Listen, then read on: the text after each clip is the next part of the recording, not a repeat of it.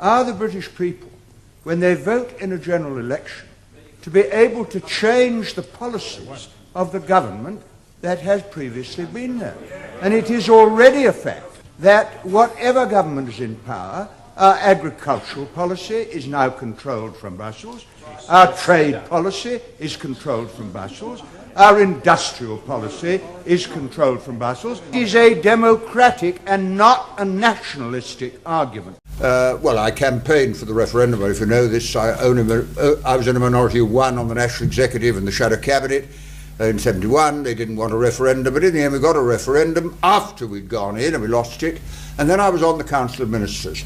And that was the most shattering experience I've ever been in my life, because I was the representative of Britain, and for 6 months I was the president of the Council of Energy Ministers. I wasn't allowed to submit a document. Only the Commission, who are bureaucrats, could submit a document. I could say yes or no, sort of a constitutional monarch, if you like. They controlled it. It met in secret. It made laws for Britain and everywhere else. It met in secret. And when I suggested we met in public, well, they nearly strangled me, because all their dirty little deals would have come out. And so the more I thought about this, and this is what it's about now, it is about democracy. And remember this, I was a member for 51 years. Members of Parliament are lent the powers of their constituents, and they have to return those powers undiminished at the end. It's not for members of Parliament to give away the powers that were lent to them, because they don't belong to members of Parliament, they belong to the electorate. And that is a critical matter. And now I say something else. I mean, we're primarily concerned with Britain, but it terrifies me that Germany didn't allow its own people to have a referendum on whether Germany should enter the European Union and have the treaty. And you know, before the war, Hitler wasn't exactly a Democrat, and that practice of everything being decided at the top has been carried on to that. France had a referendum, defeated it, and now Sarkozy is trying to bypass it. And we live in a continent where increasingly power has gone to a group of people who are not elected, cannot be removed, and don't have to listen to us. I mean, Mandelson's a very powerful man. He wasn't even elected by the House of Commons. Blair appointed him under the royal prerogative. And Mandelson doesn't have to listen to us. With all the defects of our democracy, the reason governments listen to people is because you get your power from the people. I mean, being an MP, you know this, we're in a very unusual position. You're one employee and 60,000 employers. Everyone in your constituency employs you. The bus driver, the street sweeper, the home help, the policeman, they employ you. You can say what you like and always have done, but they can get rid of you. Because they can get rid of you, you have to listen to them. Mandelson doesn't have to listen to anybody.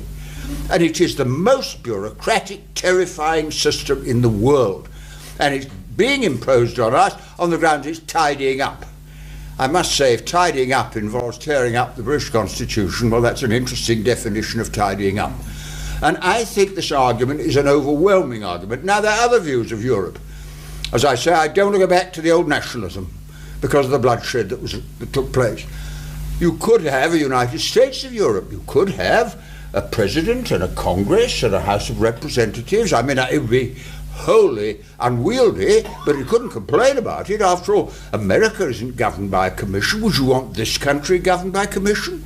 You could apply the European Constitution to Britain, and you'd find there were commissioners, and we don't even elect European members of Parliament. Do you realise that?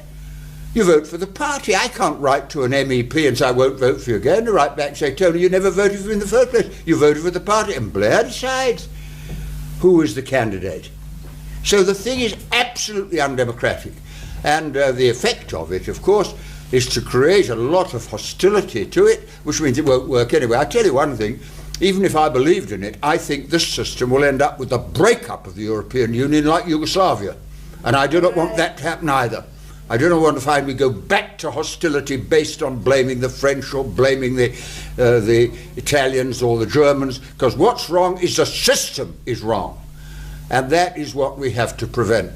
Now, how do you win the argument? Well, I mean, I listened to all this stuff this week about we've got to participate more.